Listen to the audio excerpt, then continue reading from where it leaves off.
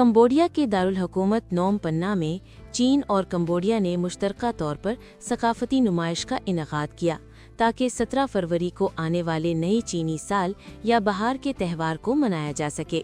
ये 3 रोज़ा सकाफती मेला जुम्मा से इतवार तक जारी रहा ताकि शुरका को नए चीनी साल की रंगारंग सकाफत को करीब से देखने और महसूस करने का मौका दिया जाए। तकरीब में शेर रक्स, फ़नी परफॉर्मेंसेस के अलावा चीन और कंबोडिया की सकाफत और खानों की नुमाइश शामिल थी। शुरका ने खुशकिस्मती और खुशी की अलामत चीनी हरूफ लिखने, कागज़ी कटिंग और चीनी चाय के गोशे जैसी सरगर्मियों से भी लुत्फ़ उठाया। ये पहली बार है कि मैं अपने बच्चों को इस नुमाइश में लेकर आई हूँ और हम सब बहुत खुश हैं। चीन और कंबोडिया की इस मुश्तरका तकरीब ने दोनों ममालिक के अवाम को एक दूसरे की सकाफत को बेहतर तौर पर समझने का मौका दिया है। ये तकरीब ख़ास तौर पर दोनों ममालिक के ताल्लुकात में बेहतरी का बायस है। कंबोडिया में बहुत से लोग चीनी नस्ल से ताल्लुक़ रखते हैं और मैं खुद भी चीनी नस्ल से ताल्लुक़ रखने वाली कंबोडियन हूँ।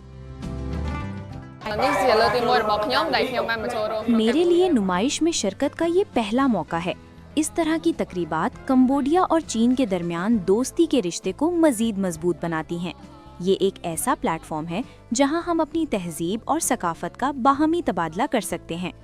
लोगों का मानना है कि नया चीनी साल बदकिस्मती को दूर करता है और खुशकिस्मती और खुशहाली लाता है, जबकि ये खानदानों के इकट्ठा होने और आबाओ अजदाद के लिए तशक्कुर के इजहार का भी मौका है।